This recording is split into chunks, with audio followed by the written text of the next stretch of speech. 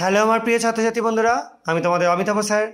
সবাইকে আমার YouTube channel practical and theory ক্লাসরুমে স্বাগত জানাই।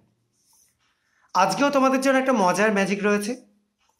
আমরা রেগুলার একঘেয়ে পড়াশোনা করতে করতে যখন ক্লান্ত হয়ে পড়ি, বিশেষত এরকম একটা বিষয় যে বিষয়টাকে নিয়ে অনেক ছেলেমেয়েরাই খুব ভয় করো, কেমিস্ট্রি।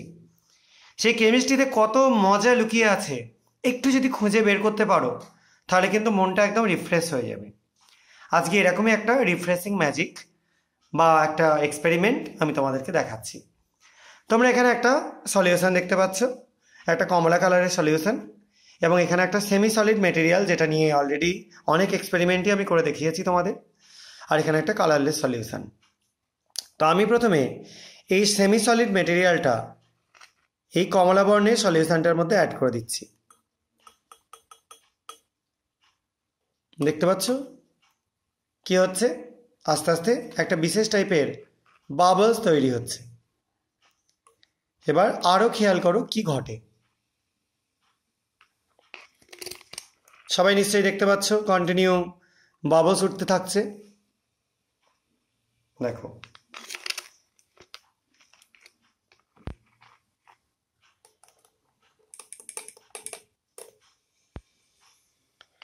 এখনো দেখো সেই বাবলস উঠেই যাচ্ছে।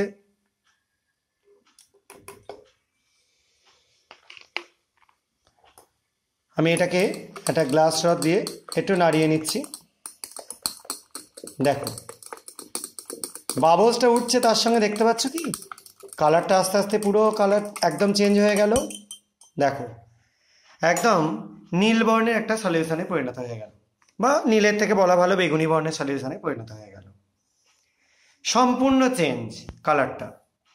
এবার আমি এখান থেকে কালারলেস সলিউশনটা অ্যাড করে দিচ্ছি এর মধ্যে।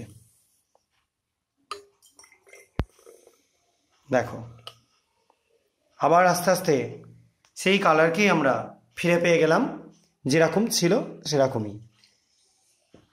দেখো এখানে অলরেডি একটা সুন্দর মাঝখানের কালার তৈরি হয়ে গেছে সবুজের মতো, এবং কিছুটা বাবলস মানে যখন লিকুইড সদ্য বাইরে বেরিয়েও চলে এলো।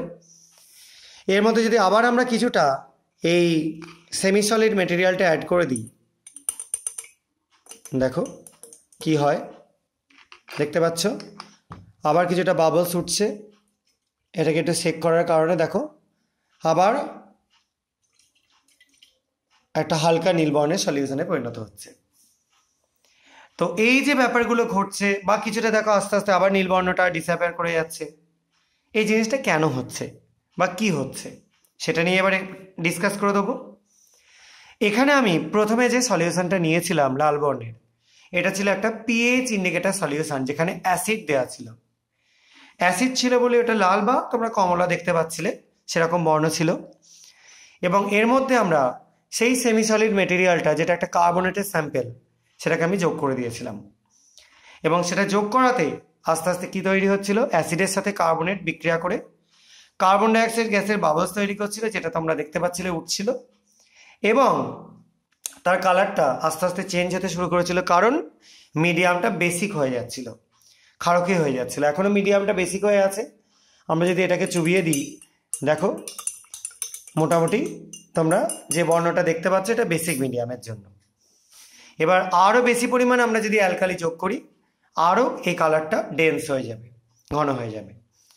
কারণ পিএইচ ইন্ডিকেটার বেসিক সলিউশনে এরকম কালার দেখায়, যে কালারটা তোমরা দেখতে পাচ্ছ, আর অ্যাসিডিকে যখন প্রথম যেটা দেখাচ্ছিল সেই কালারটা ছিল। ঠিক আছে? তো এই এক্সপেরিমেন্টটা আমরা যেটা করলাম, তার থ্রু দিয়ে আমরা একটা অ্যাসিড বেস রিয়াকশানও দেখলাম, এবং একটা মাঝখানে সবুজ বর্ণ তৈরি হয়েছিল, সেটা নিউট্রাল পয়েন্ট। সেই জায়গাটায় গিয়ে আস্তে আস্তে অ্যাসিডের পরিমাণ কমছে, অ্যালকালিটা আস্তে আস্তে তাকে নিউট্রাল করে দিচ্ছে বা প্রশম করে দিচ্ছে, এরকম একটা অবস্থা। আবার আমরা একটু বেশি বেস ইউজ করলাম, আবার দেখো নীল বর্ণ ফিরে এলো বা বেগুনি বর্ণটা ফিরে এলো। অর্থাৎ এখানে আমরা একটা অ্যাসিড বেস রিয়াকশান এবং তার সঙ্গে ইন্ডিকেটার কিভাবে ইউজ করতে হয় সেই জিনিসটা শিখলাম মজার সাথে, আনন্দের সাথে। আশা করা যায় তোমাদেরও ভালো লেগেছে। যদি ভালো লেগে থাকে তাহলে আমার চ্যানেলটা সাবস্ক্রাইব করো এবং ভিডিওগুলোকে লাইক করো, শেয়ার করো বন্ধুদের মধ্যে। আজকের মতো এটুকুনি। সবাই খুব ভালো থাকবে, সাবধানে থাকবে। বাই।